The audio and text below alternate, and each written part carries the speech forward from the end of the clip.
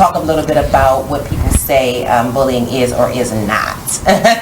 So bullying comes in many forms. It's a teasing, it's the cyberbullying, it's the texting, it's the phone calls, it's the posting of pictures and people's personal information to pretty much cause them harm, to have them feel insecure. It's the sex assaults that people actually put out there. There are physical assaults, and there are mental assaults and emotional assaults. And what I like to remind individuals that any aggressive behavior towards anyone that is unwanted and unwarranted in an individual action. You are listening to BeExposedRadio.com.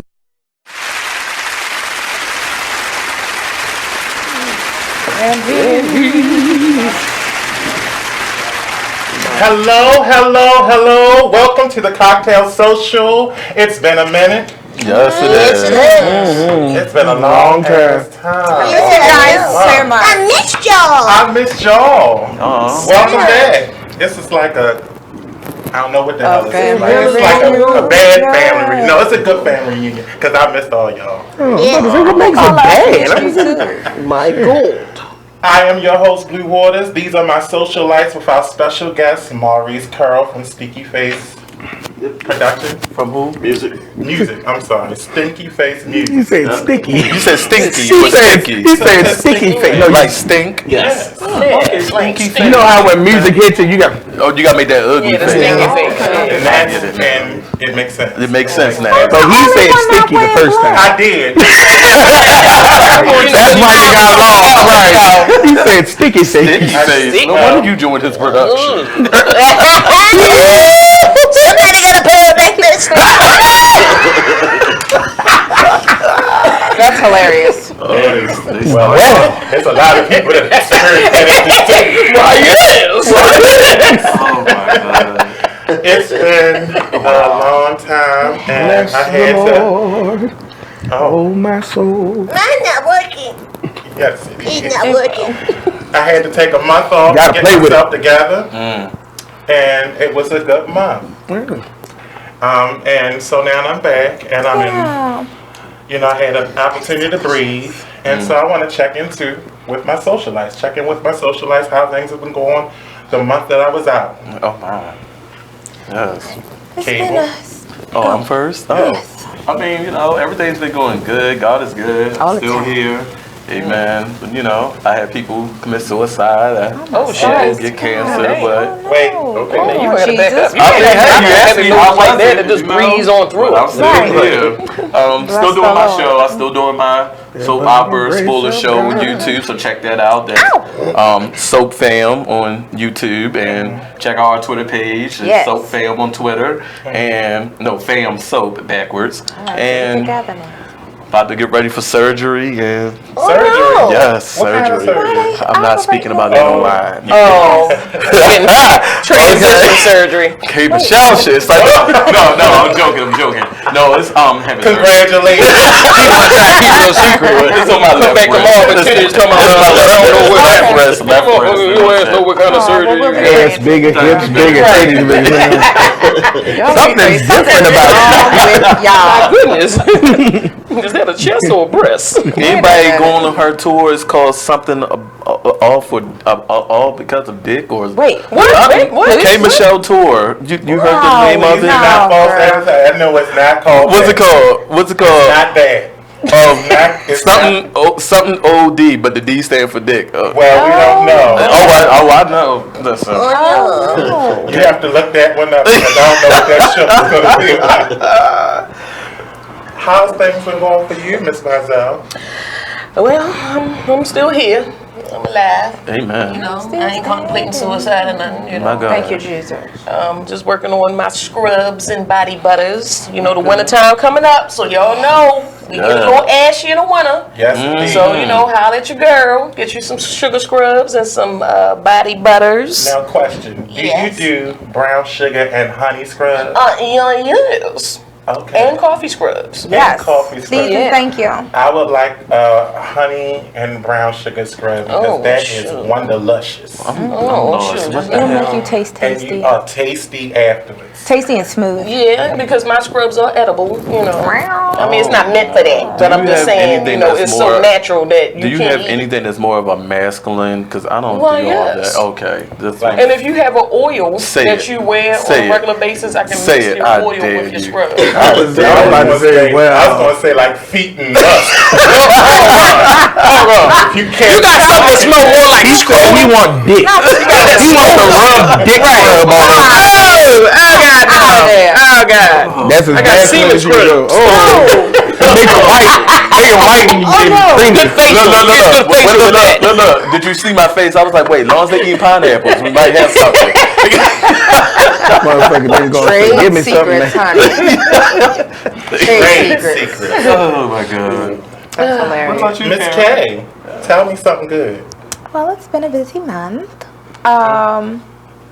Pure Romance is on and popping. Look out for the flash sale, lotions, potions, and all of those buzzworthy items. Lotions, potions. Keeping married people married and single people enjoying being single. Hello and thank you very much. Amen. Ain't nothing wrong with that. Yes. Shout out to Karan and Shira from the 7-Eleven over here on what is that? What was that? Fayette and Shira.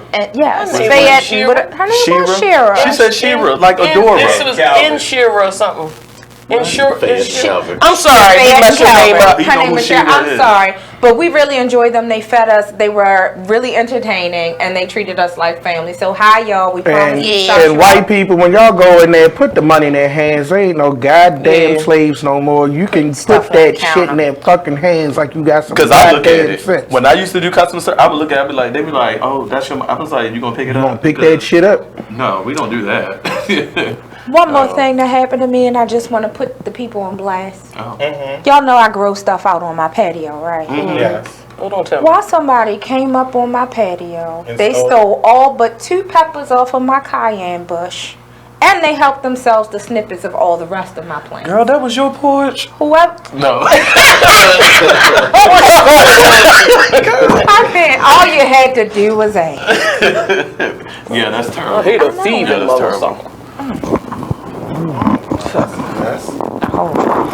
Jonathan, tell me something good. I'm horny. Oh, On that note, Help you out with that. Let me cover my parts. It's been a long week. Well, you know, I feel you. Literally. Maybe you need to get some pure romance. That's what's been poking me in my thigh. Ew, that's nasty. It's a long week. We gonna do this shit. Welcome to the experience.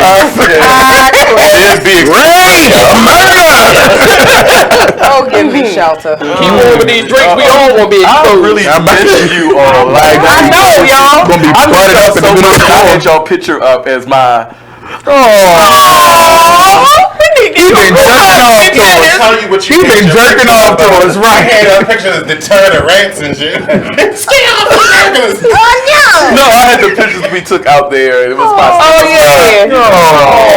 I really miss y'all. That's so special. I know. We need to go It's hang been out or a something. long ass bit of life. This has been a long goddamn year. I'm not I'll gonna be glad when promise- all this shit is over. I'm Not not life, going to just promise that I won't take another stint like that because we have to make time for mental health. yeah. And y'all don't want me to come out here being a serial killer. So, Oh my God, Well, no. I would like to know how the guests. well, I was saving the stuff. best for last. Oh, excuse me. What the fuck? Man, I should have went last. I'm best. I mean, he alright. He trying to get free tracks in studio time. Okay, we got trying to It's about to be a real sticky face. I know this man since high school. I know the deal. So we let you have it. Go on. Tell us what's been going on with you, Mr. Carroll. Life changes a whole lot. So good things though. Good things. I'm going through a change where I'm putting myself out in front. I'm known and have been known as the guy behind the scenes. So this new venture with me going out and being in front of the camera, being on mic, is different for me. So it's going well. I had some good helpful news. I went through. Well, let me put it this way. I had I was grounded by my doctors from going on a tour because of my health. Oh, wow. And if you see it on my Facebook page, I had a post about it where there was a lot of things that was going wrong health-wise, and they were concerned because I could have transitioned at any moment. Let's put it that way. Hey, man. And like about a week ago, I went to my cardiologist, and my numbers look normal. So I'm here, I'm happy, and I'm gonna keep it that way. That's excellent. That's good Well, I'm stuff. glad that you're doing what you're supposed to be doing to keep yourself here, because I ain't looking for I'll be more. like, we've been wanting that bitch.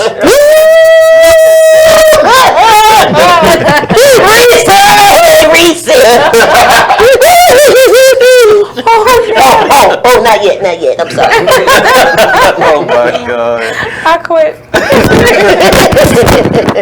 Oh my God. And so that leads us into today's show. So because we have our guest here that I've been working with for how many years? I don't know. Forever, Ask Moses. Forever, ever. Huh? Forever, I didn't say that. What's my ass Moses? I said Ask we Moses. should ask You can Moses. see where his name I heard osmosis too. I thought he said ass. ass is I didn't know. Moses. I was about to say I never know what it Did you is. say like ass? Someone like talk with someone? heard I heard ass. ass. Okay, I didn't hear ass ass. I heard ass. So It's the distortion. I'm sorry. It's I had fine. something going on with my ear. Like, But it's I been don't a have an minute. excuse. And so today's show is going to be about music. And I'm a music lover. And I think everyone here at the table, Nobody say ass Moses around here. I mean, I won't object to osmosis either. Yes, I bet you won't. Pray so. I don't know. It sounds like halitosis. But I will say, oh my God. That's when your ass smell like shit. ass Moses. God damn, you got ass Moses. God damn. Well, maybe this was a really big ass. This is why they should be separated. Go to a commercial break. This is the Cocktail Social. These are my socialites with our special guest, Maurice Carroll. We'll be back with the cocktail question after these messages. Yes. Oh my You can chip Moses. God.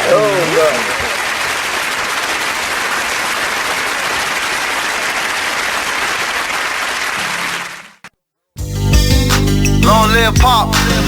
Y'all can go ahead and cry now. I'ma show these niggas what to do at one of your beats, man.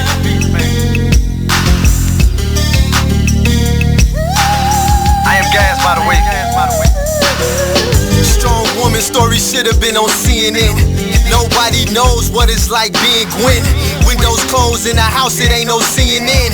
Can't gain weight for years, she been being thin. Single mother, no help from the system. When they was giving out food stamps, she missed them. Birth certificate, baby daddy, she couldn't list them. But her son was so beautiful when she kissed him. Blame it on love, but nigga she could've died with. Destroyed the whole world and found out she was a side chick. The nigga loved his wife and it got hard to hide it. So when Gwen confronted him, he ain't even denied it. Her fault, depends on who you asking. She tried to be a stripper, but the tip out was taxing. Buying all the purses, trying to keep up with the fashion. And her mama hated baby sitting with a passion. She deserved better circumstances. A black queen, she should've been blessed with certain chances. Look down upon, getting all the hurting glances. Making men change up all the twerking stances. She never cried about the pain, only gritted her teeth. But most soldiers never get a flower or a wreath. She like G.I. Jane in the war with no relief. Don't recognize why killers was going through her beef. She said more prayers than the nun did. After seeing so much struggles with only one kid, the clinic said baby number 2 couldn't be undid. 9 months later, delivery and it's one big. But this time it was an older dude. But the shit happened so fast, she barely know the dude. Damn, but we all make mistakes though. And the older we get, that's how mistakes go. So he claimed the baby, now with no money. He said shit was hard and his dollars was kinda funny. Gwen was feeling like that was strike 2. So when it rains and pours, that's just how life do. You are listening to BeExposedRadio.com. Yeah, do that. It was glazed nipples. Welcome back to the Cocktail Social. There it was. We are the Socialites with our special guest, Maurice Carroll. He ain't special. He's And- special. He the no, regular he guy. is- feel so at home. Why he so goddamn So glad. It's because Why he something's get a wrong special with in front of each his and name? every Why last we one. And here? my personality, all 8 of them. We don't have a table large enough for the rest of my personality, so. Yeah, well, you know. But we are going to do a show about music because everyone here has a background in music. You perform, Mr. Jonathan. Miss Mizell, you perform. Yes. Half my band's in at this table. You perform. Right. You sing. Miss Oh. Kate, you sing. Yeah. So everyone here has a background in music.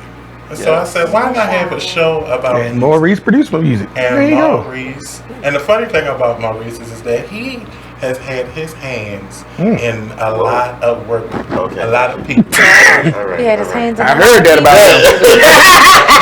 I heard that He's worked with so many individuals in Baltimore behind the scene. And so I wanted to have him to talk about his experiences. So the first question is, because I want to know, what's the top 5 songs in your playlist at this moment? Top 5. Miss K. Well, I have mine. Oh, dag nabbit. Can you pick me next? I was unready for that question. Oh, no. Oh, Well, I can go first because I have mine pulled up already. Yeah, because I don't have You talking about present artists? Yes. Oh, none. Top 5 songs. None. So my top 5 songs are How That Tastes by Kalani, Faded Love featuring Future, Tinashe, Blood Brother, that's Dead and Discord and Rajay Lee, Tug of War, Dawn Richard, Like It by A. Marie, and Florida, The Range. What, The Range? Florida. Like Evans? No. James! Are you saying Florida? No, it's Florida. It's Florida. Who's Florida? It's a female? It's a like instrumental. It's like a guy that does like beats and he has people sing on his stuff. Okay. Yeah. Okay. So that's new. Okay. All right. So we No Florida before. Tell me something good. Right now, YBN Corday is somebody I'm digging all of his shit. Phony People, I'm really digging them. The Radiant Children, Life's a Bitch and Then You Die. I suggest everybody listen to that. It's a cool song. Eska, This Is How My Garden Grows. I'm really digging that. And Edwin Bird's song, Rising Sign. Oh my goodness. I like it. Hit. Say, Right? I'm about to join in with you. Y'all go now! No, I'm not going to. Miss K, you ready? Yeah, I don't have like a top 5 songs. I usually play the whole album through and it's in heavy rotation. Is that okay? That's fine. So it's the Carter 5. Won't fail her. Dakota, The Carter 5. What's up? Little Wayne. you so hood. I'm so hood. Damn. Anatomy of a Murder. That's Duke Ellington. Okay. Okay. Come on, Duke. The Spotify playlist for Yo Yo Ma. And Young M.A. Herstory in the Making. You is. You out there with damn. What side of town you from? Stop it. She Don't make hood out over there. Harford County. Miss Mizell. I don't have any artists that I presently like. So you don't have anything in your top 5? Not even Megan I mean, Thee come on, Stallion. give us some old school. Not anything new. Give us but, old school. We don't need nothing new. I mean, artist wise, I mean, Jill always good. Come on, Erica Jill Scott. always Come good. on. Come on. Neo Soul. What's her name? Jasmine Sullivan Come always on. good. Come on. But what do you Brandy, listen to come when you on, in the come mood to just... You know what? Lately, I haven't been listening to my music. I just... I mean, you want some good sex music? That's Janet Jackson. Well, I don't... I like ignorant shit when I'm fucking. Give me some Would You Mind? That's Oh, it. you just go, don't stop, get it. Yeah, I like that fucking you like jungle old beat. hood I be ass sitting in the shit. be fucking the Jeezy and shit like Oh, that. Like I'm like ass cheeks So you be flapping. pouring beer on the back of her head while You you see fucking her. sweat flying off into like shit. It sounds like while y'all doing something, y'all sniffing drugs and all that. Right. I don't know. You got a line on the back like this. That's like my kid And that's not it. That's what you can sniff. You can feel the sweat from her. What's in your top 5? shit. Podcast? Yeah, fucking trap music. Well, pretty girls like No, that. real Yeah, quick. right. I like shoot 'em bitch 5. Stab a bitch 2. Your mama skank 6. Shit, you trying to break pussy, you got to get in that Freedom shit. Rings. It just came out. Check it out. What the hell was that? Is that a whole album? I felt that. It's a very good song. Oh, I'm sorry. Oh, I'm sorry. No, someone was vibrating on my foot. I was like, well, I had to look under there. Like, I'm gonna have to order one of them. Don't look at me, shit. I was looking. She said something wet hit her. No, I ain't say nothing about nothing wet. I said something was vibrating. It go down that far? On my foot. I don't know. Yeah. That's why I was trying to find out. I mean, I am sitting between you. I'm like, shit, they could have been any one of you. Oh my God. I got rug burn on the tip of my dick. My top 5. And That's the Mr. slip. Curl's top 5. Playing with your toe. Music, top the 5 head songs split. in his playlist. Okay. After these messages. Tune in.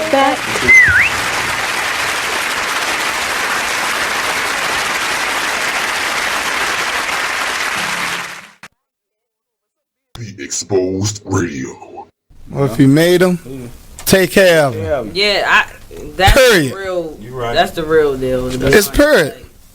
Right. And all that old money shouldn't go toward this, money should go to if the child is with one of the parents 24/7, 7 days a week. You don't even come get your child every day. You come get your child once a month maybe, or once every 3 months. Right.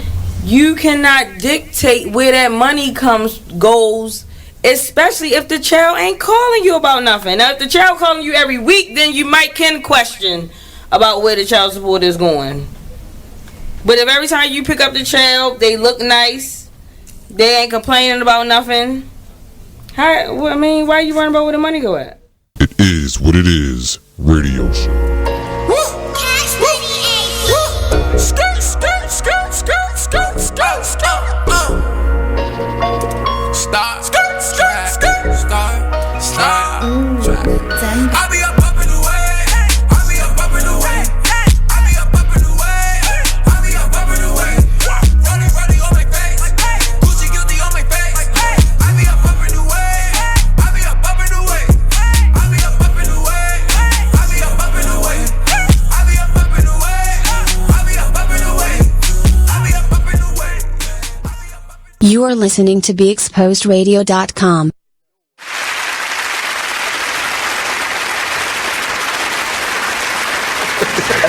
Big nuts. Oh no, we're live. Welcome back to the Cocktail Social.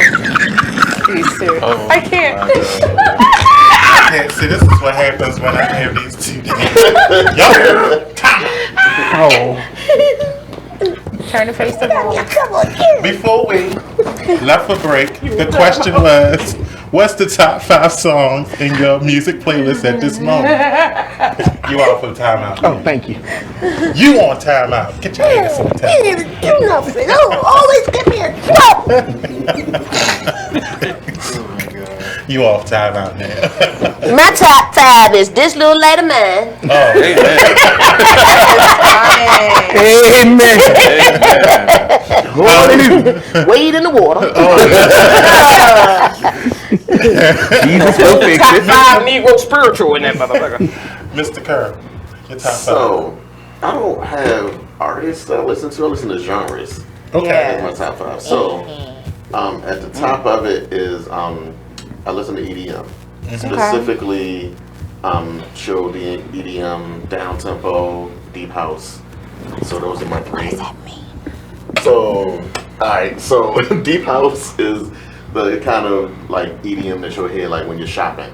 Like that is real soft, real mellow, like H&M. Okay, H&M. Yeah. Okay, that makes sense. Chill, that genre is like that, but it's slower. Okay.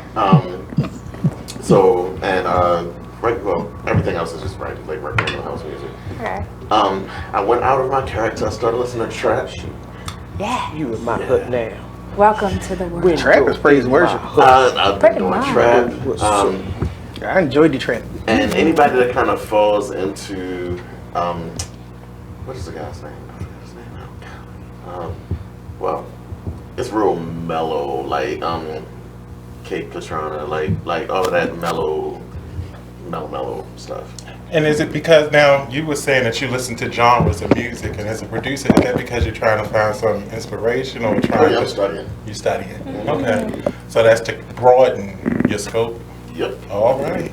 Yep. That's basically so I can start figuring out how am I gonna produce trap, because I didn't like trap at first. I thought it was whack. That I really didn't like it, and so after I listened to it, and you know, a friend of mine, KP, he was telling me like how to listen to it and who to listen to, and then I was just like, all right. I didn't know there was a way to listen to it. I just I was gonna ask the question of what exactly are you listening for when you're studying? So I'm listening for the structure. So I listen to music with 3 different ears. So I listen to it from the songwriter's producer aspect, where I'm like, okay, how does the beat go? Like how's it flowing?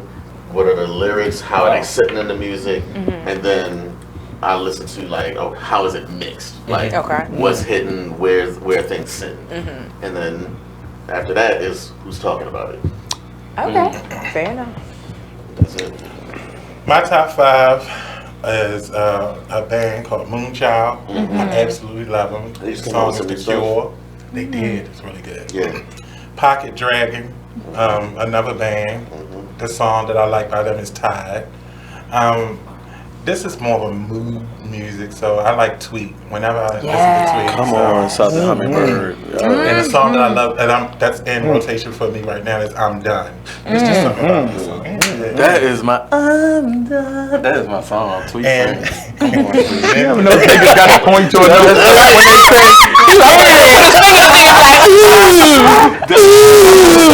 oh my god.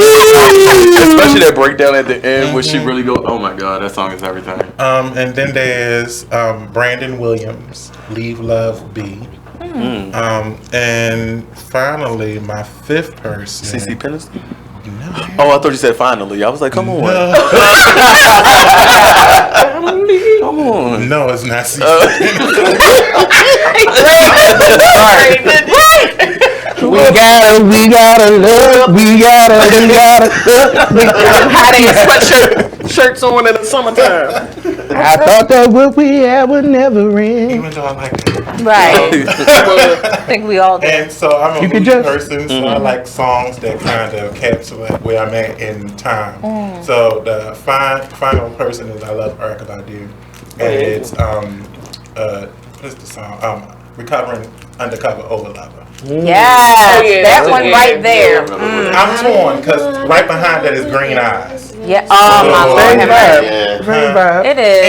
And it's another Corinne Bailey Rae. Yes, come on. I'm sorry, I had a little bit more. She's than the everyone best. else. I like Rihanna Live more. Rihanna Live has been speaking to my soul. Yes. Like she does something to like down here. In your groin. It was in my gut I was pointing to. So you talk to your Y'all know who James Blake is? That's one of my favorites. Absolutely. And so the reason I picked that question is because, you know, when I hear your top 5s, and that gives me an idea where you are. Like, I like Gold Link. You know she has a new album out. Really? Called 99 Cents. I don't know what you said. Who? Gold Link. Oh, thank you. And so that's the first question. My second question was specifically for Mr. Carroll. What does it take to be a relevant music artist today? Now, everyone else, y'all can chime in, but I want to hear from his perspective. So, the key word in that question is relevant, because today's market, relevant doesn't mean good. Amen to that one. Talking, sir. So relevant really is like, okay, what's hitting right now? What are people listening to right now? So to answer the question, it's do what the people are listening to, do what the people are buying. Well, not, excuse me, because I ain't buying it. Do what people are streaming. And so right now, I'm glad to say, all right, so I'm gonna go from the negative to the positive. On the negative side, you got the hip hop things that's going on that is most popular and most mainstream. That is not a lot of lyrical content, but everything is focused on the beat. Which is, I mean, it's been hip hop, but it's way worse now. So, in my opinion. But on the positive side, I feel like the art of R&B and soul is taking a new helmet and it's coming back where good writing and good lyrics and good melodies and relatively good music is coming back. You have like different writers that are coming up. So to really be relevant is to fall into those pockets of what people are listening to and what's becoming relevant. To me. What do you think? The fuck do I know? I'm trying. Fuck, I don't. If I knew that shit, I wouldn't be in. No. Well, now that we got your honest opinion. I think to be relevant today, a lot of it's just find your audience.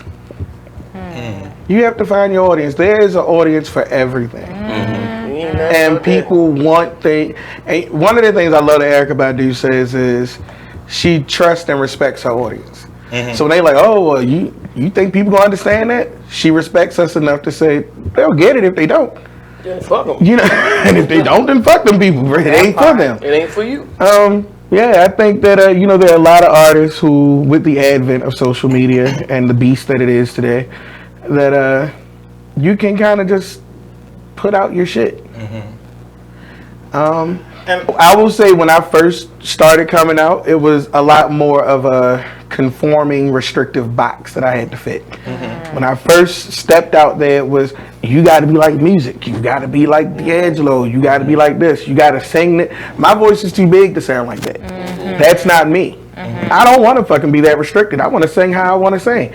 So I had to, it was a journey to get there, but, I found it. And I found an audience who will listen to it.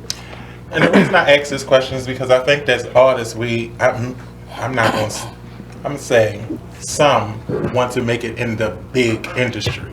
And being an artist in a big industry is completely different from just being an artist. True. You get what I mean? Yeah, and so when I say relevant to an artist, that would mean I just want to be able to create my craft and do me. But then when you look to someone that's in the industry, it's like you want to be respected on that, and I want it all. mainstream. I want to make money off of it. I want to be respected. I want all of that. I don't need to be. Gotta know who the hell I am. Who them people? Justin Bieber, Usher, that crowd. Oh my. But I want to be able to get my music out to as many people as possible. I love performing. I love being on stage. That's where I get my nut. And that's where it's the most fun. And I've been learning to like the studio. Maurice he was a big part of that for me, because when I first went to the studio with him, I was like, I don't want to do this shit for real. I didn't. And because I'm like, I don't get nothing, I don't feel anything from it, there's nothing I can pull from.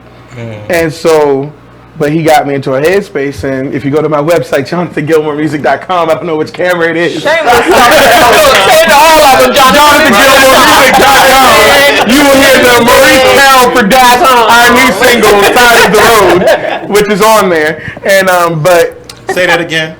Say it again, JonathanGilmoreMusic.com, with our new single produced by Maurice Carroll called Side of the Road, which is on our website. Yes. And the reason why I think that song was effective was because I needed someone to just say, do it. Just sing how you want to sing. And that was important, because you brought up Kalani, who I love. I think she's a great writer. Yeah, that's what Brooke said. For real, if her song comes on and I'm not really listening, I don't know if it's Jenny Aiko, I don't know if it's Tinashe, I don't know if it's SZA, I don't know who the hell it is. It could be any of them broke throat whispers. But my thing is that I think that they are great writers who all sound the same. Like, why I love that song Shea Butter Baby, but why the fuck is she from DC with an English accent?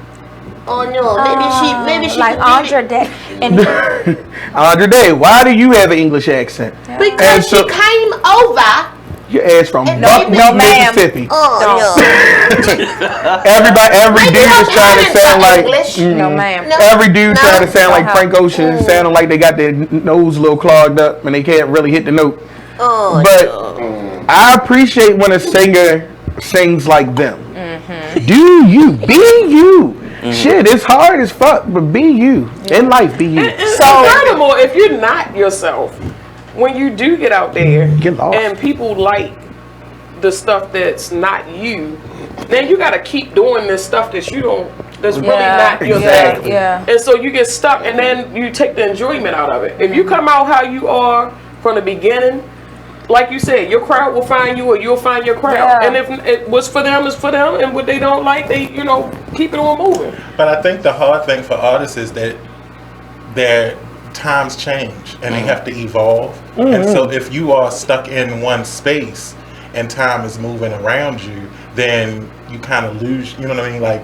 You lose your fans. I mean, you have your diehards. Yeah. But So I don't agree with that. don't know. I don't agree with that, no. Because it's a lot of artists, like I take Liggins Part, for example, because I love that group. When they started to, the lead singer killed himself, so yeah, he killed himself. Why you ain't heard from him. I actually.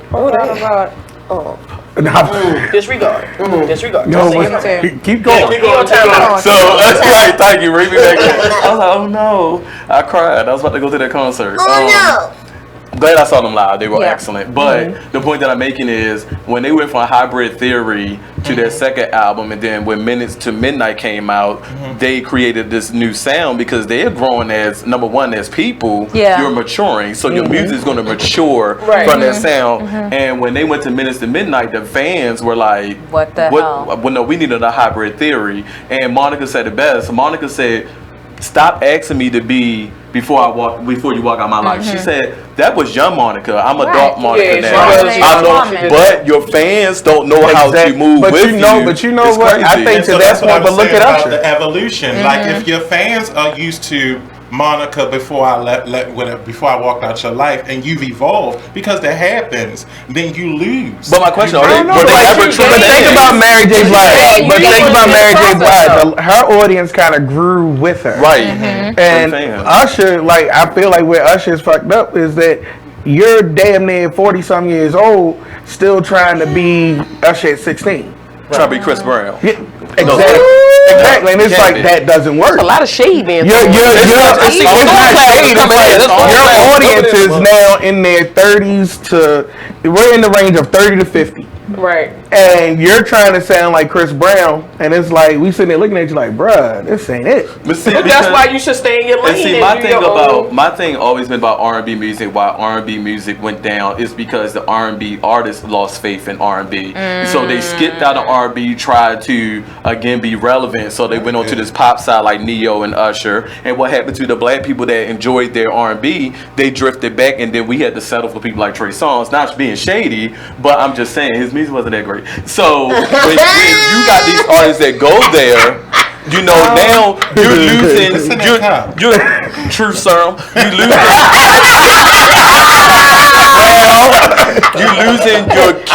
You're losing your key audience, and you try to bring in these new, shall I say, white fans to market your music, and then when you try to drift back to the black people, they defunded R&B. And they literally, all of the R&B writers, all of the R&B musicians, all the R&B singers became backup musicians for white artists who they found they could sell better because, you know, they put more money behind white people. Like Adele. So Adele, Justin Timberlake. Right. Like, I love when Justin Timberlake came out with this one song and everybody was like, oh, he's amazing. I'm like, do y'all see his whole band is black? Right. And everybody like, it's this musician, it's that. He's literally doing your sound, and all he's doing is sound like Alvin with these great singers. With a white people suit on. There's a zipper in the back of him. But then you have all of these white artists who are able to co-opt the sound, get the marketing and the machine behind them, and now that R&B sound that we grew up with, that we've known, that has been around forever, then becomes pop. So and then we have to redirect R&B, and now it's like you took all your great singers there. I hate when people say, "Oh, Jennifer Hudson yells too much," but then they love Katy Perry. Right. I'm like, right. Well, because I ain't gonna say that. Or they love Lady Gaga. She yells too much. Because I never understood. Hello. I'm not saying she can't sing. And again, you get these artists that go there, then they try to drift back. That key audience is now gone. Now because you messed up and left R&B, now we gotta settle for people that's coming out now like you know, like you named the other artists. I'm not going to shade them because I like Tinashe. No. But these are, I'm not saying that they're bad, but they're not really. They're great writers. They're not really great singers. Singing is they're no good longer writers. there. I like her. But your music's boring, draining. I feel like I'm going to a poetry class versus hearing someone sing me some smooth. Because you aren't really vocalists. So, they're not vocalists no more. So Brooklyn Carter, I'll agree, because Brooklyn Carter made a good point. She was saying that, shout out to Brooklyn Carter, she's a local hip hop artist. She was saying that basically popularity is all it takes to be relevant. No skills are needed in society. Yeah, today. absolutely. Yeah. And that's, I think, it's being reflected. But like, that's you gotta have, prime example. She you gotta look. necessary. Because you got singers out there now who have a look. They got famous. They got a Instagram. team. They got auto tune, and that's all they need. Oh, I hate auto tune. So here's the thing. With where we are right now, we got to remember the industry that we're in, and the industry that we're in is called the music business, not the music art. Which means if you're not doing good business, you're gonna flop. Good business in our industry, in the music industry, is maintaining an audience, making your sales, selling concert tickets, selling merch, and keeping, you know, that revenue flowing. If you being an artist is just, I'm gonna express myself and do whatever I want to do, and whoever follows me, that's more on the artistic side. If you're in it for the business, then you have to cater to the business aspect of what we do. So if you have an artist, say for instance, like, to be commercial, say Jay-Z, when he first came out, and now he's on this whole smooth thing. He transitioned his style, but he kept his audience flowing through his transition. Erykah Badu, kind of same thing. She transitioned a little bit because when she first came out, everything was super organic, and then she flowed into this frequency vibration thing a little bit more heavy, and her audience followed her, and which is fine, but both of them were business decisions. Because if you were to play Erykah Badu, if she would have played the way that she played when she first came out, the audience nowadays and her audience, and the mindset is different. Like if she was to come out now with the whole organic thing, it wouldn't feel right. But now she's into the frequency thing, and it just so happens that the frequencies and vibration thing is the end thing. Yeah. So she fits in it, even though she's a little bit outside the box with it. She still fits, you know, with what's current. Same thing with Jay-Z doing duets and stuff with Rick Ross and stuff like that. He's still remaining, you know, current. So we got to make sure that even we listen to music for different reasons. Like some of us, we listen to it because of the artistic value, which pretty much everybody disabled, that's what we do. You know, we listen to it for the artistic value. But there are a vast majority of people that kind of want to get into it or are in it and like, well, I'm not making money, because you're not doing the business part of it. You're doing the artistic part of it, which is fine if that's what you're going to do. But you got to remember what the business is. That's my opinion. Yeah, I agree. I've learned a lot over the past 2 days watching the Netflix show Rhythm and Flow with, I think it's Cardi B, T.I., and Chance the Rapper. They're looking for like hip hop people. And one of the things that Cardi B keeps saying is, it is a business. Like, young people are the people who you're trying to capture. They don't need the complex, they want the basic. And that's the flow is basic, and then you got all the ad libs and what I call cartoonism with the skirt, woo, chew, all that on the track, like all of that. And her thing is and that's exactly how they sound. Over dope beat. Right. When she looks at them, she's trying to figure out if they're going to make money. Like, not just can they rap, but can I make money off you? Because that's what the executives are going to be looking at. Yeah. So I've learned that. But the thing you just said that stands out is she said, can I make money off of you? And so that's the part that gets, to me, is really fucked up, because they're going to make money for her, but are they going to see that money? Hell no. Probably not. Did you heard of TLC? Look at I was about to say, come on. And them other boys. Them motherfuckers go to school. Them motherfuckers kick and go to school. Didn't do that contract. that's the business. Not the caves, the ones after that. But I mean, I don't know. I'm more for artistry. Like I feel like the business But get destroyed that's also because about Jasmine finding your Sullivan to me was and Tinashe. Even I'm going Tinashe. Go ahead. Tinashe really can sing. Like her underground music before she went into the business segment of things. Totally better. The same thing with Jasmine Sullivan. I feel like they gave us raw. That's why I like Dawn Richard. People, why do I like Dawn? Dawn is an independent artist. Her music is spectacular, and I heard her live, and she sounds great. So when I see an artist that's doing their thing and they loving it, and they not doing it for this because she said labels, I'm gonna do my own thing because this is me, my money. I can do what I want to do, and her music she never disappoints me when she come out.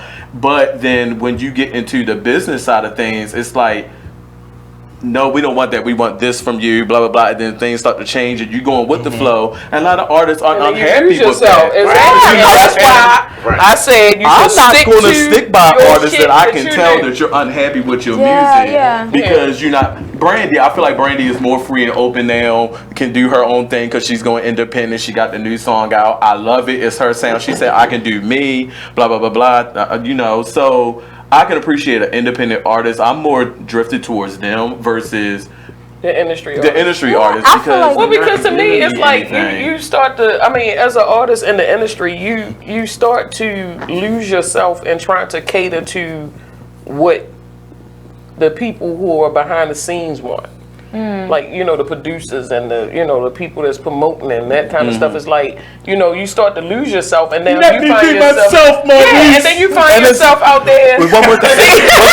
On the bass and then you find yourself out there singing music and it's like you start to lose the love of it because it's like now you trying to put yourself in a box that they want you to be in versus when you're an artist and you just do what you love to do and do it the way that you want to do. Look at T-Pain. Nobody knows that this dude can really sing. He was on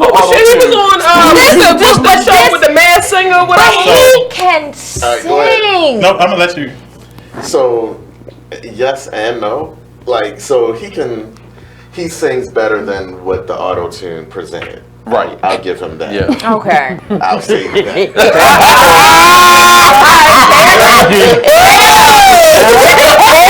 There we go. I'll give him credit for Touche. that. But auto-tune was his way of getting money to be in the position to say, okay, this is who I really am. Right. And now people are like, oh, so you sing a little bit. You know what I mean? Which is fine. But really, you got to go back to, again, if you're an artist and you're out to make money, unless you build your strong audience that's going to support you with you being an artist to your liking, not to what is being sold and what's being marketed, then you can keep doing with like the artists that you were talking about. They can keep being who they are. And like how you're building, like you're like, okay, I'm this kind of artist. Your fan base is going to support you in that. You don't have to go to the business, okay, well, we're selling side. You know what I mean? So you really got to think about, as anybody that's in the industry at all, you got to think about what it is that you're really trying to do. Are you trying to be What's the an goal? artist? And for me, to express myself, or am I trying to make money? Or am I in that middle ground? I kind of want to do both. You got to figure that out. Right. And if you're in the middle, there has to be some type of compromise. I can be artistic, but I need to make it kind of commercial so I can get some money. You know what I mean? Or just put a couple commercial songs on the album. I can be creative with my fan base and I might have 100 fans, but if I create a certain amount of material for them to keep coming back to me, I've created my own cult, and I can survive off of that. Right. I don't have to go to the industry and compromise. So it depends on like what your goal is as an artist and what what your fans are listening for. Right. And with that, we're going to go to commercial break, and we'll be right back. This is the Cocktail Social. I'm your host, Blue Waters, and these are my socialites with our special guest, Maurice Carroll. See you after these messages.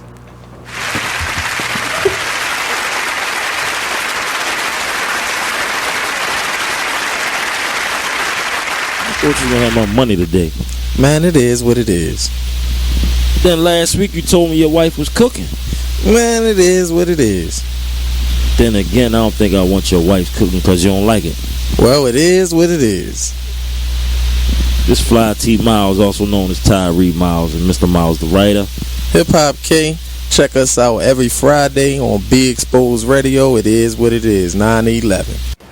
are they ready to? I know they're not ready to accept it, but yeah, exactly. That's my whole thing. Like, how many of them are really ready to think about it like that? None. You know, like I think the problem is like I don't even know how we got here, but it's inbred. You're not born to hate people. You're not born to distinguish between black and white and Asian and Hispanic. That's something that you're taught. You're taught, point blank, period. Straight up. My daughter came home and told me that her white teacher was black. Maybe it's because it's how she treated her. She don't see any color. But when it comes to all her friends, all her friends are mixed.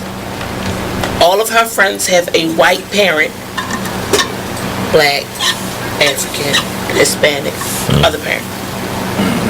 So children don't see color. You breed your children. Not breed. Right. You raise your children to see that. Yeah, most definitely. They don't see racism. Well, I guess I met a little girl who had a black doll, and she said because the black dolls are prettier than the white dolls.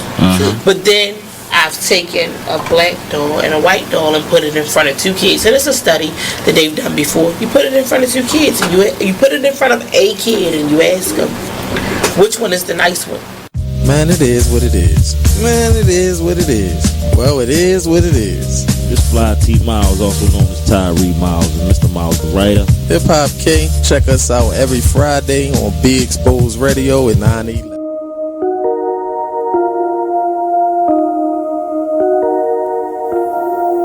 This is a Poverty ENT exclusive.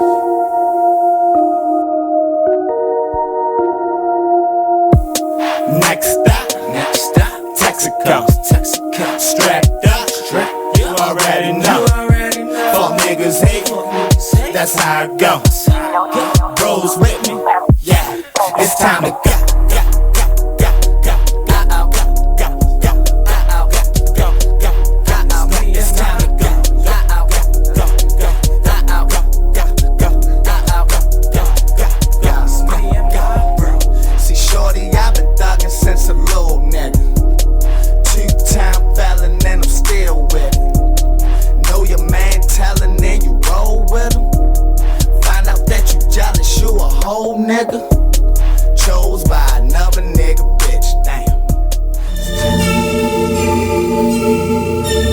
The one thing you always gotta remember is people gonna try to project their insecurities onto you. But you can't listen to what them niggas saying. You gotta get out here and do your shit regardless. You gonna do what you love for the rest of your life anyway. So why not turn that shit into something? Be a man of everything you say. This shit bigger than me, man. Like, yeah, I'm good and all that, but you know what I mean? I ain't shit without y'all.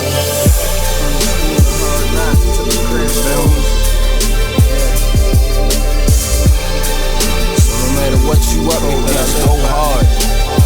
Don't matter. Can you imagine how I really having nothing is? Stomach growling, you ain't got no food in the fridge. Surviving on a jail diet of water and bread. No father figure, that's cause my father dead. Mom's bringing different niggas in and out the crib. No money, so you seen it's less than all your friends. Artist Exchange Radio Show every Friday 7 p.m. to 9 p.m. Every Saturday 12 p.m. to 2 p.m. Real artist, real talk, real live on BeExposedRadio.com. I was meeting with a friend yesterday, and I've gotten to the point where don't ask me a question because the truth is going to come out. Exactly. Just don't do it. If you ain't looking for the truth, don't come to me. Don't do it because I can't hold my tongue. And she wants to be this stylist, boutique, but you're not doing anything in that nature, and I can't take you seriously if you're not doing those things. And I understood why people didn't take me seriously because I found myself in somebody else's lane. I was good at what I was doing and what I wanted to be, but I wasn't doing it for me. So how can I ask you to take me seriously if I'm living in somebody else's shoes? And nobody can do what you do, and I think that that's a big problem that people face now, like you see what somebody else is doing and you want to do that when that's not your lane. That's not your lane. That's not what you're supposed to be doing. But it's popular. It's getting that person money. It's getting that person applause. Oh, I want applause. Right. I want money. Let me stand over here behind them. And then a lot of times people aren't honest with themselves either. Like I was thinking earlier today, I've been woke for almost 2 days, so so you get honesty, yes. And I was thinking, like, you know, The Artist Exchange Radio Show.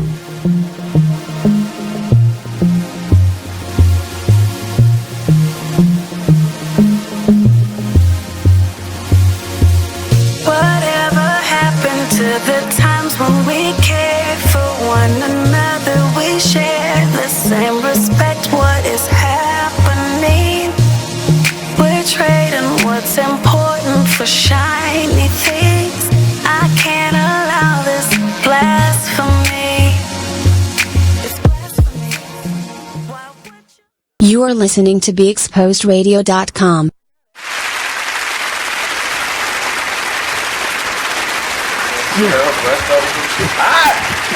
Welcome back to the Cocktail Social. We had a good conversation. We're talking about music today. And we're going to our next cocktail question. I'm a big Grace Jones fan. I love her. too. I just love her. You gotta love her. I like her She's fashion and all of that. Now, see, talking about business, she's somebody that found a way for them to market her. Straight up her. Did you see when she let that her agent have it? You know she does Noel Jones. Who? Noel Jones, the preacher. Bishop I Noel thought Jones. you said Nora Jones. It did how you say Nora. You know one goddamn thing. I like Nora Jones, even though I like her music. People sleep with Nora. Waited for. So, the next cocktail question is, what elements make a good song? Any element that had to do with Sade. What does that mean? Culture necker. That's that cup. That's that cup. The lyrical content, the emotion behind it, the sincerity in her voice, the music in the background, her band. I love anything with a live band, and just how they bring all that together to give you this wonderful sound of yes. I think that, and you know what? I love that you brought that out. Because for me, what I hate about live performances is that they don't complement one another. Like the actual instrumentalists. What is Right. What the fuck is you? He like gone. Over that bitch. What are you looking at? You like Sade? Sorry when I mentioned Sade. What was your feelings? You alright? Oh, man. Oh, they eating slammed bacon rinds earlier. I didn't know what was that. Oh no! I like when the I thought it was artists my knees. and the instrumentalists are cohesive. I think that when, for a lot of local town, what I hear is that it sounds like bad sex. Go ahead. Oh my! You tell that story. Oh my! And it's supposed to, for them, it's supposed to me, when instrumentalists and vocalists are on stage, it's like, I know what club you at right now. and you have to find your rhythm, you have to be in sync with one another, Yeah. there's a cohesion. I'm And not a talking lot of about instrumentalists all are the way. so amped on showboat that they don't realize they don't have to do that. Yes. And so for the artists such as Sade, Erykah Badu, Jill Scott, Anthony Hamilton, those individuals that use live bands, there's this thing called dynamics that local artists don't use. They get on the stage and the instrument blare over top of them, and then if they have instruments, and then the vocalist has to compensate by trying to outsing the loudness of the instruments, and then it just sounds like a mess. Instead of using dynamics and just complementing one another and weaving in and out. And so that, to me, that's love making. And to me, when I see instrumentalists, when I listen to bands, that's what I listen for. And when I don't hear that, it takes away from the whole sound. So when I formulated this question, that's what I was looking for. Like, what elements? Also, for like Brandy, I think that for artists like Brandy, she has some wonderful writers. She, to me, in her first album, she had they wrote to her voice. They wrote to her. And it was easy for her to shine because it captured who she was. And I think when you have, as an artist, I think sometimes our egos get the best of us and we don't want to depend on anyone else to assist us. But sometimes somebody else can write better for your voice than you can. You may have a sound, but you may not necessarily capture your voice. Exactly. And so I think an element is having Whitney Houston. That's what made her. Whitney knew how to. You know, Whitney said that she was that she was an interpreter. She said that she didn't like to write. She said that she knew she wasn't good at it. She said that she knew the stories that she wanted to tell, but she'd rather collaborate. And then she would look at it, and then she knew how to tell a story. Now that's my thing. For me, the element of a great song is tell the fucking story. Storytelling, yes. Tell the. Y'all were with me during the Aretha Franklin tribute. Yeah. The one thing I kept telling the artist was, tell the story. If you don't know the story of the song, then you're not going to be able to sing it. Right, and then that's why you sound just like you're singing a song. But you got to be able to relate. And karaoke? And find what you can. Now, I'm singing. Now, when my mother had to step out for the rest of the shows and I did Dr. Feelgood, that song was written by a woman from a woman's perspective about being with a man. I had to sing it from perspective of, now what the fuck am I going to get from that? Then I thought about it. You get the same thing. Shit, I don't want nobody always at my damn house when I'm trying to fuck. Go home. Point blank too. And she basically says, like, I'm going to go out and help everybody find somebody else so they can stay at their own damn house so they can fuck while I'm fucking. Just leave me be. But if you don't know that story, you're going to get up there, you're going to sing the song, and people are going to do this. And that's for artists like Mary J. Blige, that's worked. She tells the story. She tells a story. She has an like her writers write for her. She's able to emote. She's like a blues singer. And people are able to relate to her. It's actually She's definitely it's a blues singer. like blues. So when you sit back, everything. We don't even care. But that's soul music. And that's something that black folk can do. We can give a shitty note. You can have a lot of artists like Keisha Cole that come out and sing off notes and everybody like, you'll never be better. You know, Mary can sing an off note and everybody be like, yes! Man, you can feel it. And me being a vocalist, I be in my TV like, I love it, but what y'all saying sing for? She's off like shit. But you feel it. Nina Simone. I like that emotion. Nina Simone, thank you. Nina Simone. Nina Simone will hit a flat note. You will sit there and feel it like some go. You like. But that takes a special person. Mary J. Blige will sing a song and hit a wrong note, and I be like, I feel like that wrong note just hit something. But you gotta depend on how they hit the note. Music. This is like when like you brought up Keisha Cole when she sung the song Okay. That does something to the ear hole. I was like, girl, who killed the lamb? And everybody's like, I'm like, now behold the lamb. I'm with you. Cause I just But I guess for her, it was like I guess that saying was like the hurt. The hurt. We always hurt, man. She was translating the hurt. I can't even do it. I'm not translating that very well. Chinese would hurt. Hold on. So Maurice, what do you do? No, don't go there. What do you do when somebody who can't sing now and they come in and you have to produce them? I know you're an asshole too. And you.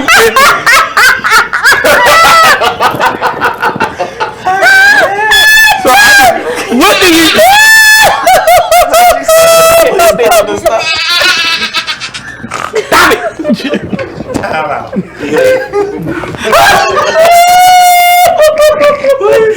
But when they come in the studio sounding like that, and they, cause you produced a friend of mine, and she can't sing. And I remember hearing that song, I thought, boy, this was well produced. So what do you do? I mean, like with me, I always say, be honest. If I'm hitting the wrong note, tell me. I don't want to be wrong on it. And he does. But you out. I have a poker face.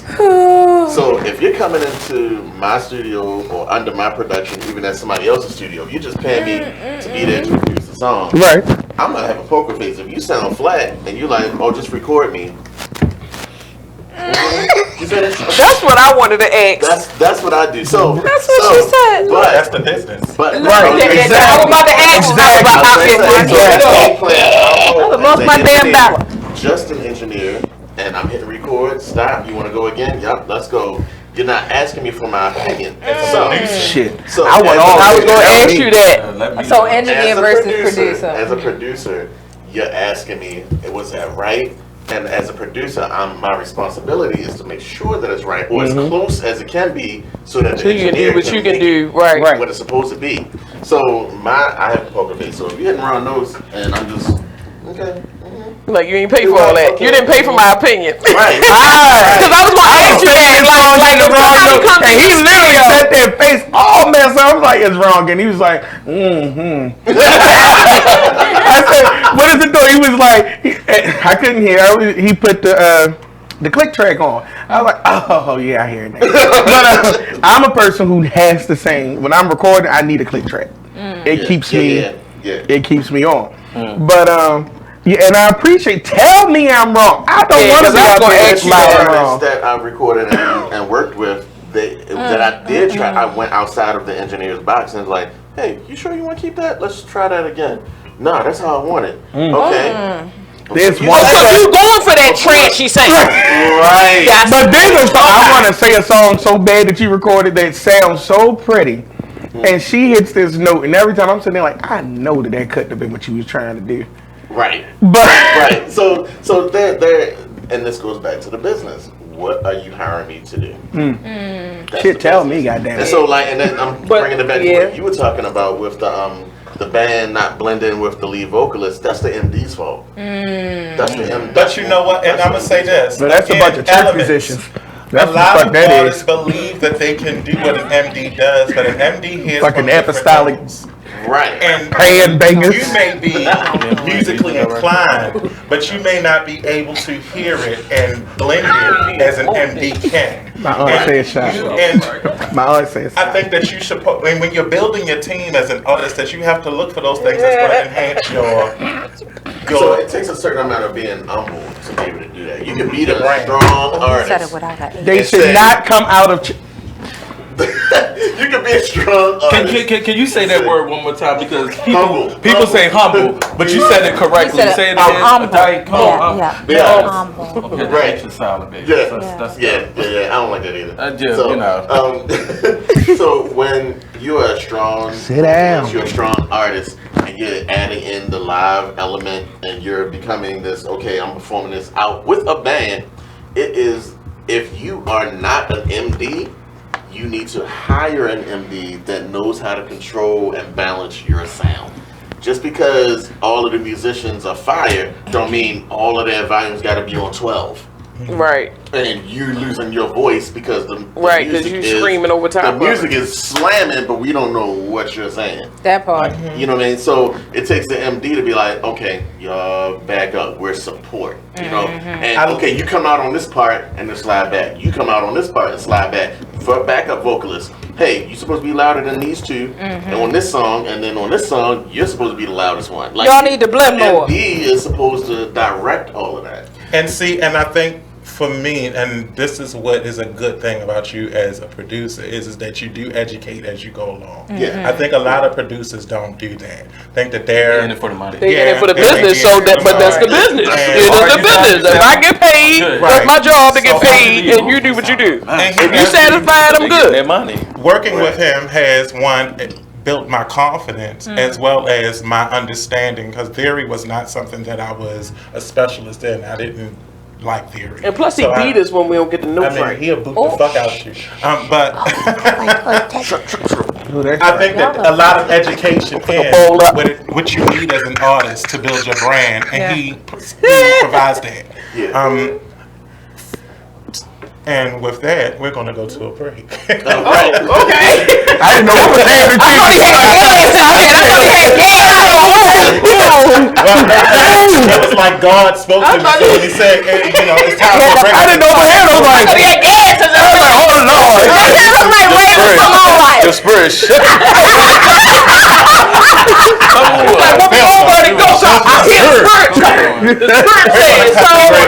We're going to cut to commercial break. We're going to be right back after these messages. This is the Kocktail Social. I'm Blue Water. These are my socialites. And we'll be right back. So, Maurice, one of our...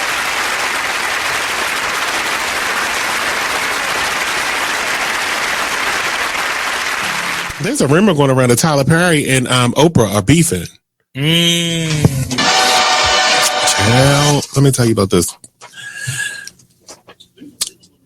Tyler, okay, told Oprah, bitch, if you don't have my money, we're going to have a problem. Ooh. Oprah said, what is the problem? Ooh. You said if I don't have your money, there was going to be a problem. So Oprah is standing her ground like, bitch, I'm in charge.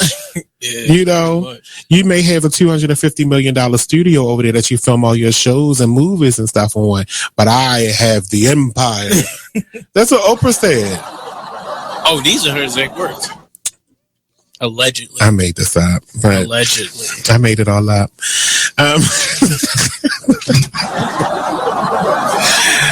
But there was a rumor that they were beefing.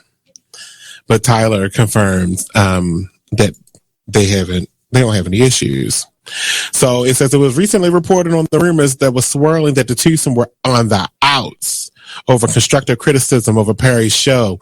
Well, I got some constructive criticism, and we can be on the outs, Tyler, and I don't give a damn because I'm gonna make a promo out of this anyway and share it to your page.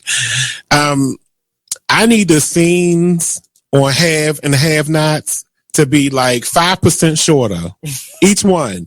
I want you to watch an episode of The Young and the Restless, because this is supposed to be a soap opera.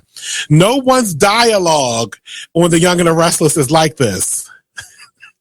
You don't have to talk about the random plant in the corner for 25 minutes on one damn scene. They talk about random plants. It was a blood stain on the floor for 5 episodes. I can't take it. We need to pick this. You are listening to BeExposedRadio.com.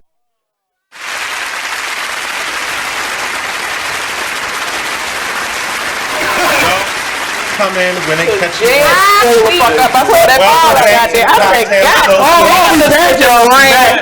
back. We're live. Oh my goodness. I try to quit all of you. Smoothly introduce y'all, but y'all always come in with some obscene statement. That was Maurice that time. See how you blended in with that? See, that's you got to come back. Foolishness. Now you got to be a regular. A socialite. so when somebody can't make it, he can be one of the fill-ins. Absolutely. You've been inducted. I'm in for it. So the question before the break was what elements make a good song, and I think we captured that. Yes, I think we captured that. So my next question is, I was deciding, but now I'm going to erase that. No. Well, come on. How do you build the confidence of? How do you build your confidence as a performer? And this is to the performers here. How do you build your confidence as a performer, producer? What the hell? Was a roach. Listen. What the hell? What the hell?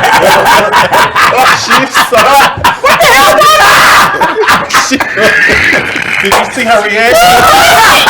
You know how you got that ignorant roach just run out when he was supposed to? She captured that filter like it was a roach. I'm sorry. All I know was I saw something moving first, and then when I realized what it was like, okay. I'm sorry. I was putting emotion in my hand. But how do you build your confidence as a performer? And I'm going to be honest, it was always hard because performing in Baltimore is really hard. To me, because we can chop you down really. Like going to Apollo. Oh no, we are worse. Slow boot. We are worse. So performing in Baltimore, no, it don't start off. We come right out with cans of tomatoes. Listen, I will never forget when Music Soul Child came to, was it Artscape? One of those everybody come out and watch him sing type things. And his background singers was killing. But I did back up for when I say he was off, he was all the way off. And they booed that man. It was music horrible. soul child. Behave. I'm sorry, he's off every time you sing live. Good night. Good night. I'm not being the shady, confidence, but the confidence thing. The confidence thing. Truth serum. It comes off. It comes from two different places. It's one, knowing who you are as an artist and being comfortable in that, and two, knowing your music and being comfortable with that. If you don't know your music, you're not going to have that confidence. True. So you can't walk into a studio and be like, oh, well, maybe I want to sing it this way or sing it that way. You can't go out on stage and be like, oh, I hope they got me. You can't do that. You have to be confident in what you that your band knows the music. Your background singers are following you, and all eyes are on you. Niggas is because a lot of people's mentality is different. The band is supposed to follow the singer. Y'all go hit versus the singer found the band. Am I correct? Am I wrong with that? Like whoever the lead person is supposed to have the ultimate communication. They're supposed to have. All right. That was not ninja-like at all. Get your.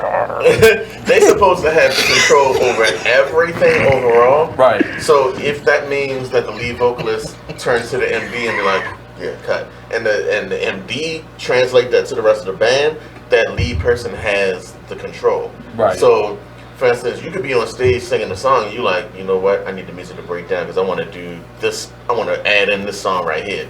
You need to be able to know. Either I got full control over the band and be like, whoop, and give them like a break. Whitney. But when Whitney did, then you almost have it all. You know, when she went to the end, she was like, and they were right. And I was like, she better command them. And it was just so smooth transition. It's like, you know. So as an artist, if you know your music, and you are confident with what you're presenting, the confidence will come. You just have to know. If you're unsure at any point, that's where the doubt comes in, and that's where you're gonna start slipping. And I think you also gotta get out there and just do it. Sometimes you gotta make mistakes. Just out here to have I say fun. that to everybody. Don't try to get it perfect. Like even in the recording process, it might not be. I want to correct this. I want to do that. It might not be this. Look, give your best that you got and let it go. Move to the next thing. Learn from this mistake and move on. Same thing in the lives. And I know you laughing because that's no. Well, what makes me laugh about it is again on JonathanGilmoreMusic.com. Side of the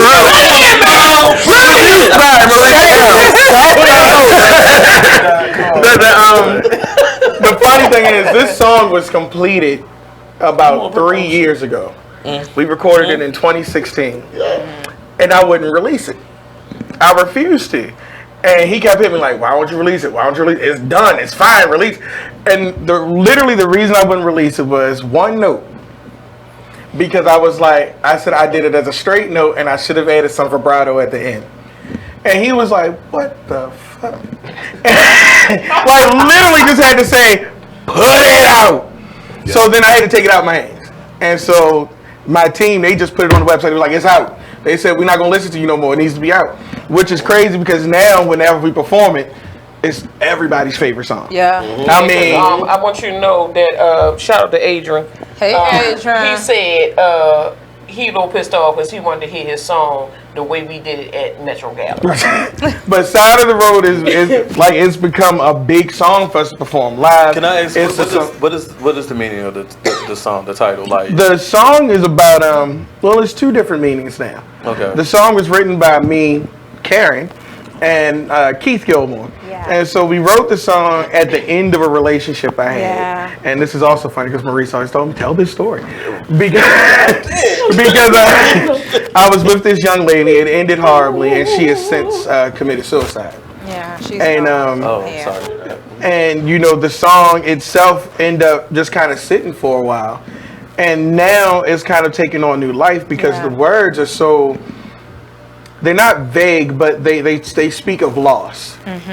And as you know, as most people know, or as you may not know, Keith Gilmore, my uncle, has passed on earlier this year. And now the song has become completely about him. Yeah. Because it just talks about just kind of sitting there like, where the hell did you go? Like, this is crazy. Like, we was just cool. Yeah. And then you're just trying to get to that next step, like, and I'm just and trying to move on without you at this point. Right. And what Maurice kept telling me, and you know she don't do deep situations too long. Right. You know she got to break it. But what he had to tell him was like, he was like, people are gonna relate to this song. People are gonna feel this song. People relate to pain. And the first time we did it, like it was like, what the fuck? Where's that song been? That shit was. I mean, and then every time when we did it in New York, that was the song people gravitated to. Yeah. When we do it in Baltimore, wherever we do this song, that's the song that people gravitate to. Yes, on Johnathan Gilmore Music.com. And with that, we're gonna cut to a commercial break. See you after these messages. Shameless self-promotion. Because every time you say song, I go with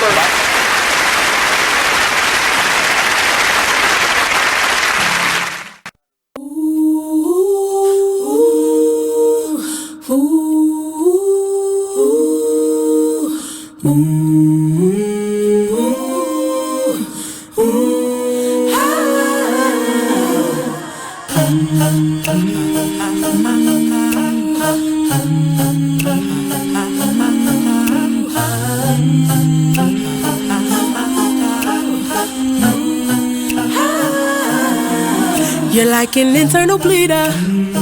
Can't see your pain, but it can silently kill ya. So deeply wounded, but don't say a thing. Too afraid of what the people may say or think. So you just sit there and you suffer in silence. Your pride won't let you just uncover your secret. Don't wanna look weak in your image, it ain't worth losing. So you just act as if it's nothing happening. God sees you, and God hears you. Yes, God. You are listening to BeExposedRadio.com.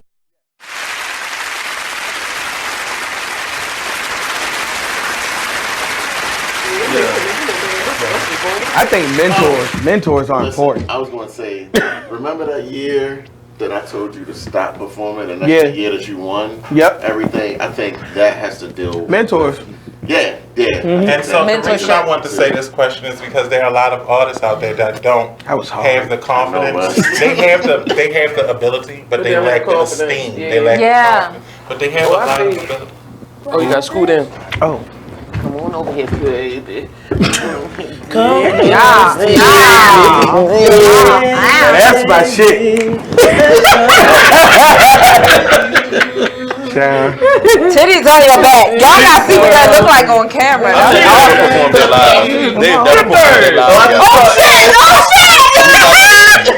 So did y'all be back live?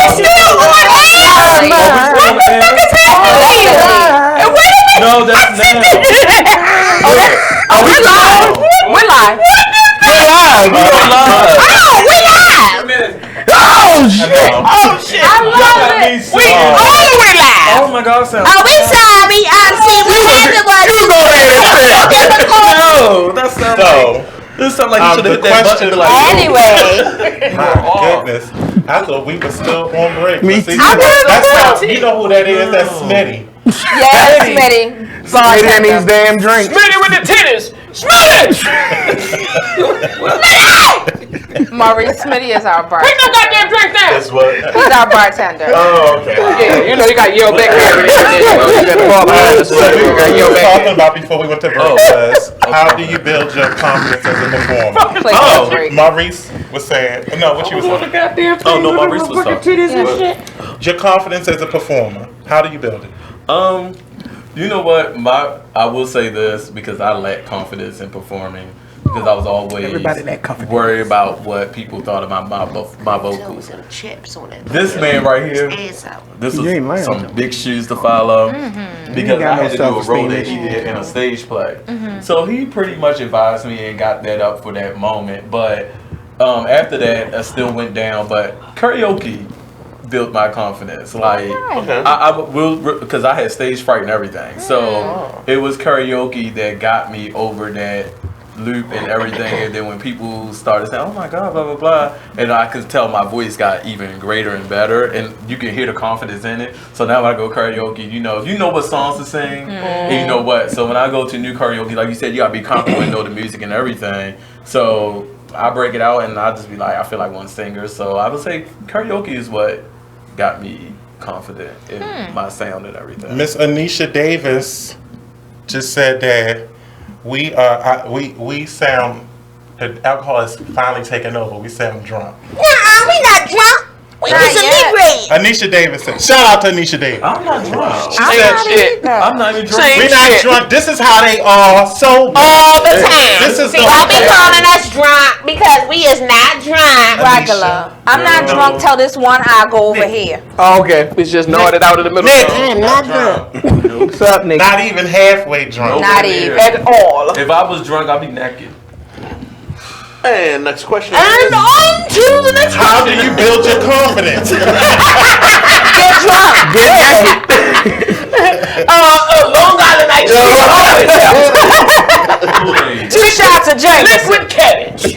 Kool-Aid. You were about to say about some mentors. Yeah, the mentorship is the best. The mentorship, I think, finding a mentor is one of the best ways to get your confidence up, because you do need someone who is seasoned and knows what they're doing to sometimes give you that advice. Yeah. And then have the humility to take that advice. Yes, humility. And trust in the person Example that gives is you advice and right. they ain't sabotage your ass and give you the wrong shit. Maurice told me, this was 2014.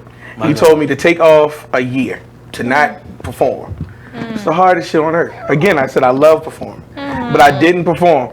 That same year, I won Best New Artist at the Crown Awards. Yeah, and it was wild. It was like them lollipop girls or whatever their names. But well, you pick my mentors for giving me the confidence. I had to trust that he knew what he was talking about, and he did.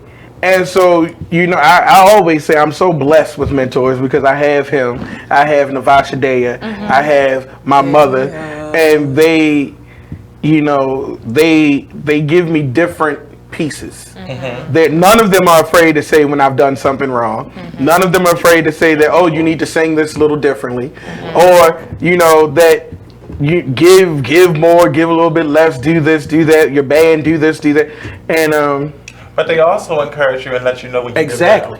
And that's the other part. Right. They let me know, like, oh, you did a good job. Yeah. What made me happy, if you watch the Metro Gallery shows, videos, which are located on YouTube under Johnathan Gilmore and the Experience, then what I love is that you hear Maurice in the background, like cheering on each song. Yeah. It's geeked. Right. He was like, the recording was done by what? Because he got to hear songs that literally he created the music for, because we only had words and melody, and then we got to perform it. And then my music partner Lawrence Robinson, he got to add pieces. Shout out to man. Absolutely, he got to add pieces that are very much just him. So we were able to. It was this like great big 3-way collabo, and we got to hear it live. And it was amazing. And to hear Maurice just sitting there like cheering it on, I was like, he was geeked. And that's how you do a 3-way. That's the way you do a 3-way. That part. I was excited. Music. What genre? Yeah. What All of Black music. Could you be more specific? Cause that's Black like music. He created it all. Black American music. All of it. Oh yeah, All of it. Black American. You gotta be bougie. It's just blues. Here's the thing. It's just jazz. Black American It's music covers gospel, all of blues, soul, R&B, rock, jazz, and rock. And I was going to say, rock and roll, with a sprinkle of rock, wrapped up into a burrito. So if you say Black you don't American get to talk music, no more. that's the umbrella for all of those genres, and the pioneers for all of those genres. I'm Black. That's when, and a lot of that I got D'Angelo the first time they asked him, especially when he came out with Voodoo, and they were trying to categorize him and what he was doing with Voodoo, and even Black Messiah, his last album, which was a little bit more rock. They asked him, he said, "What would you categorize?" He said, "This is black music." Black American music. Oh. Our experience here is so unique to here. Yeah. And we literally created this whole sound that everyone's benefiting from. So it's that us really. I don't know. We tap into that thing all the time. Oh, yeah. Let me speak to that too. You know, because over the past year, we're in October, right? Mm-hmm. Yes. So yeah, over the past year, yeah, it is October. I have. Oh, tell it. Yeah, you went to I've toured 5, 6 different countries. Playing keyboard, talking to kids, adults about American music, American hip hop, black music, music period, and some of which, in a lot of these countries, they couldn't even speak English. But we had interpreters sometimes. All right. So the thing is that when you're in these environments, these other countries are looking at America to be the staple of what they should be doing in order to reach the caliber that they see American artists reach. And so what I found is that we are misrepresenting music in a lot of different ways. So the people that everybody here has mentioned that they listen to overseas, everybody's like, yes, they. And then the people that are making more money, they're like, oh, that's what we have to do.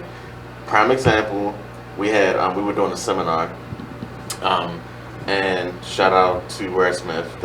He's the artist that I went overseas with on all of these tours. He was doing an interview on stage, and one of the youth stood up and asked him a question that said, do I have to smoke weed in order to make it as a hip hop artist? Yes, you do. When we were all like, what? Who told him that? She said, and that's to answer that question, she said, well, that's all I see. Right. And that's all I see, and that's what I see everybody playing, so do I have to do that? But you know what? That speaks to what a lot of young artists, when they are looking to the mainstream and what they see. Social media plays a big part in that, and what you see is if I smoke weed, if I have bling, if I'm out selling drugs, then I'm a true hip hop artist. I'm a true rapper. You know what I mean? But to me, that's being fake, though. But Missy said it. Missy said it. But again, Breakfast Club. What happens when you're young and you have the business? And see, that was a part of the business that I don't think we even tapped upon, is that when they're creating an image for you, that may not necessarily be who you are. What are they trying to say? What is the overall thing they're trying to sell? There's always, especially with black music and anything that's been through black anything, they're trying to push other things other than music. They're trying to push cars. They're trying to push clothes. They're trying to push cigarettes. They're trying to push movies. A lifestyle. There's something, because now I'm gonna go here, because we came into this country as capital, we are still capital, and they need to make money off of us. And that is how they make money off of us, is through our art, because our art is so prolific, so powerful, and so taps into everything, that if they use it and manipulate it enough, then you can sell anything you want. That's how Muddy Waters and all that, everybody talk about, oh no, they sold a lot of shit for Chess Records. That movie was bullshit. Leonard Chess was not this wonderful guy. No, he was an ass. And these cats, they were broke. But still are. So to piggyback off of that, and I'm so glad you made that segue, because what I've learned, so my background is a little bit more spiritual and metaphysical than I publicly make known. So knowing those things and knowing how the music business works, to be aware that it's more about, when I was at the table with Cash Money, I was at the table with Zane, multi-millionaires on both respects. The main thing that they wanted to know was, what are your numbers? It wasn't, how do you create? It wasn't, oh, what does this sound like? It was, how are we going to make money off of you? Both black African American, however you want to categorize it, you Right. know what I mean? Companies, but they also had parent people that were parent companies over top of them. That was the parent company's bottom line. Numbers. How do I make my money? How do I market this? How do I get here? And the industry is set up in a way for those capital, companies to make a dollar. They don't care if you are degrading your women, if you're talking about the falsehoods of the money that you really don't have. Which is why they put certain music on the radio. As long as people are buying it and selling into it, they don't care. For us, we know, as far as our history is concerned, is that we like the artistic. What's the vibration of it? What does it feel like? What are you saying? What's the story? Musically, does it make sense? We like that. But they don't care about that. And so when it comes down to, the music business of it, it's, you have to, like what you were saying, like you got to really figure out, where is my line? Okay, and so, and that's where the mentorship comes in. A good mentor is going to say, okay, you have these options, where do you want to go? And a good mentor is, you want to make the money? That's what you got to do. It doesn't mean that the mentor agrees with your decision. A mentor is going to direct you in a way that you know what I mean? Right, tell you what your options for me, because I mentor so many different people, I always ask the question, what do you want to do? And if you want to say, I want to make my music the way that I feel it, and I want to build my culture, okay, cool. This is how you do that. I want to make money. Okay, cool. This is how you do that. And so a lot of people, a lot of artists that don't really dig into research. They don't dig into the research and ask the questions, which is not their fault, because we failed at saying these are the questions that you should be asking. Absolutely. We failed at that. So you have these people that's, all right, my turn to throw shade. You got people like Lil Baby, Baby, Lil Baby, Da Baby. You got people that are in that trap music genre that ain't asking questions. They like, this is how I'm gonna get paid. I'm doing this. Right. They're not asking questions. You want me to put my titty out? You have vocalists. I retract that. You have people that think they can sing, that are recording, that are putting out records that are not asking questions. Does this sound right? Do these lyrics make sense? Am I flat or am I sharp? They're not asking those questions because they're like, if it feel right, it's the money right. It's like that Jay-Z quote. I want to rap like Common Sense, but I did 5 albums and I ain't rap like Common Sense. Yeah. Right. And so, and we're misleading them as far as the artistry is concerned, and we're taking advantage of them as far as the business is concerned. But that's business. And that's business. That's business. So if I want to make money, going back to what we talked about earlier, how do you deal with somebody that's not, that's may not be artistically proficient? Yeah, I'm gonna keep a straight face because I need to pay my BGE. Okay, but at the same time, if you're hiring me as a producer and you're concerned about your performance, okay, you ain't gonna like it, but here it is, boom, there it is. And I mean, I know y'all know. Don't ask my opinion if you don't want to know the answer. I say that all the time. Don't ask me if you. Because I'm gonna tell you. But they may not like it. They may not like it, but I'm quite sure they'll respect it. They will. And they will. That's why I come to you. I'm a person where I don't like to work with a lot of different people. Right. I'm very picky of who I work with because it's about energy, 1. And then 2, I need your authenticity. Yeah. And I need you to be transparent. Yeah, I don't want you don't to have me up there set Yeah, up. don't be a yes man. Again, set up. With that saying, you are an artist that's concerned about that. There's some artists that don't care. Yeah. They like, I need to pump out music. I need it to be hitting. I need the radio to play it. I need people to be streaming it. I don't care about what you think. I'm the artistic value of it. They just I need numbers. The numbers, right? I'm on satellite radio every day. The number of times I hear hip hop artists and vocalists off beat, off pitch. Jesus. And I'm like, they put that out, they released it like that? And it's not to say that in our era that didn't happen, because on the 411 album, I heard, because I came from, I'm saying it, I'm sorry, Shade. What's the 411? The 411. You got it going on. On the 411 album, you got it going from on. an engineer's perspective, I actually heard when they cut Murray's mic on. The music was playing and you could hear,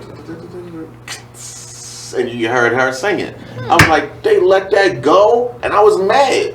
Ain't nobody else hear it until I said it. See, that was their autistic. And with that, we're going to cut to our last commercial break, and we'll be right back with the Cocktail Social. Okay, goodbye. So.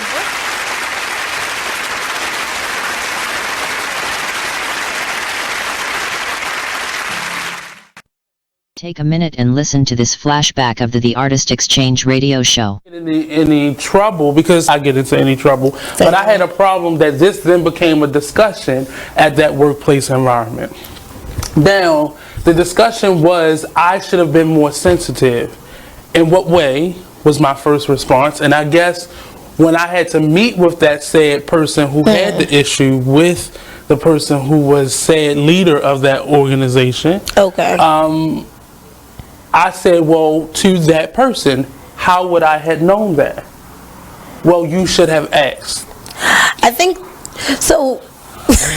You want my opinion? It was a circle, and I was willing to go on that merry-go-round. You are better than most. Yeah. I think that's normal when you're in a group and there's norming. Most of the time when you're in new work environments or you're in a space where you're getting to know people, it's normal now to ask for people's preferred pronouns. You wouldn't have known that. Normal to who? What is normal? Well, you work in social. You work in social innovation and my pronouns, so it's not normal to me. You don't, but I think because I feel like the person was probably offended because they felt like you were not honoring whoever they are, right? But you wouldn't have known that. Still to this moment, I don't know what their pronouns are. So in that they didn't offer circle, we still don't know. So I'll go as far as saying I perceived it to be a she.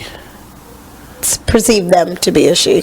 Them. Yeah. Her, him, they, them. It seems like they, them would be the easiest one on this one. Join us every Monday and Friday at 2 p.m. for the Artist Exchange radio show, only on BeExposedRadio.com.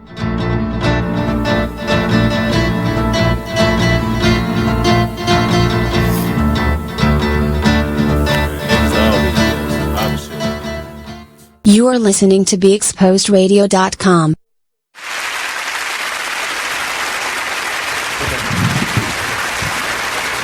Welcome back to the Cocktail Social. We're in our last leg, and we were discussing the music industry. And we left off with Maurice Carroll discussing production. Yeah, so I was making the distinction between what a producer is, the different responsibilities of the behind-the-scenes people. A lot of people are making beats and saying, I'm a producer. Right. And they're not a producer, they're making beats. Which technically, if you really want to go on the broad spectrum of music, falls under the category of composer. And so, a producer, as I was saying on the break, is someone who directs the entire song, the entire album. The producer is the one that says, hey, sing it this way, pronounce this word, take this word out, put this syllable in. It says, producer says, we want to drop the drum out here and bring it in here. That's what a producer does. A lot of beat makers are saying, oh, I'm a producer because I produced the beat. No, you composed the beat. You're labeling what you did. You're not a producer, you're a composer. So understand the genre and the business that you're in and know know, you know. Oh, this is Baltimore. Somebody got shot. Okay, Yeah, let's go. Yeah. I'd like to know exactly moment of silence. What it is that you're doing. Not yet. Not yet. I'm sorry. She just canceled. Too soon. She canceled Christmas real hard. Just laugh. But so yeah, get it out the way. Oh, there's a fire truck. This is a little different. Production-wise, that's where we are. Yeah. You have people that are making beats and like, oh, I produced that song, and you know you didn't produce the song, you made the track. Yeah. And there's no disrespect in making the track. Just acknowledge what you did. Because I could come in, you could make the track. Yeah, you can make the track. You could write the vocals. You could perform the vocals. Right. And I could come in and say, hey, look, at bar 76, drop everything out except for the hi-hat. Right. I can tell you, hey, listen, as the writer, making sure that this doesn't take away from the continuity of what you're trying to say. Right. Can we change this word to this word? Can we change these syllables this way? And as the vocalist, I can say to you, all right, listen, you really need to be taking your breath here and pronouncing this word this way so that when it's recorded, it can be heard and understood. Absolutely. That's what a producer is. So the beat makers who are saying I'm a producer is false. So when so if someone was trying to get into contact with you to do production, where could they find you? I am everywhere. So my website is mauricecarroll.net. On social media, specifically on IG and Facebook, is at Maurice Carroll. As an example, I tell artists to do this all the time. Make sure that everywhere where you are on social media, it says the same thing. It's the same pic. Everything is solidified. That way, if you go to a certain social network and you can't find the name, at least you see the picture. It's the McDonald's mentality. Branding. No matter where you are, if you can't read the word McDonald's, you know what the golden arches look like. 3-year-olds know McDonald's without being able to read. Give everything that you do. You have a class coming up too, right? Tomorrow morning. That's right. Go on now.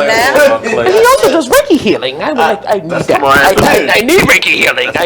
I need some demons from my solar plex. I'm sorry. So, all right. So, I am first and foremost a music producer. I am a musician. I am a music business consultant. I am a vocal coach. I am. I don't even know what else. A part-time director. Yeah, I'm an MD. He's so much he forgot. Because I love so many aspects of the music business, and it's not braggadocious, but I love and study so many aspects of it. Right. It's not an umbrella braggadocious. of things that I do. Look, if that's what you do, that's what you do. I'm about to say, it's a poor that don't brag. You telling them what you do. That's so how much of your vocal sugar. So I do. Well, you can talk to him after the show. Yeah, let's do that. And this is we don't take strippers, and because we are at the end. Strippers. Oh no! And this is our time. Strippers. And so talking about you and guess what? What? It's the end, everyone. This is the Cocktail Social. Until next week, we are going to invite Mr. Maurice Carroll back. Thank you for joining us. It's our ragtime time. We like to just do our encore. Sing us out, Maurice. You can find him on. No, well, wait a minute. He said Maurice Carroll. Take his bow and shit. He's right on the internet. Social media, we can find him on Facebook. We can find him on Instagram. You on Twitter?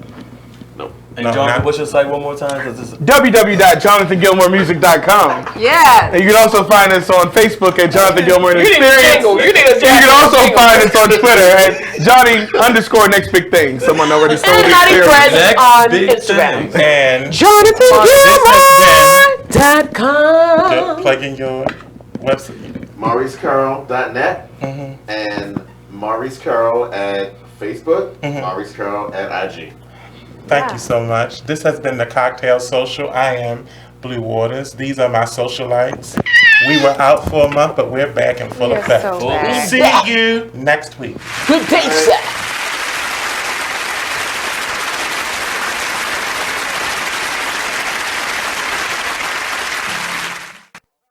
Take a minute and listen to this flashback of the Black by Demand radio show. Control. They said she wouldn't, so they didn't know if she had a weapon. So it's just a mess. So yeah, you do have to have these discussions with your children. You do. And you have to make them aware of that there is an enemy out there. Every time the police pull you over, or every time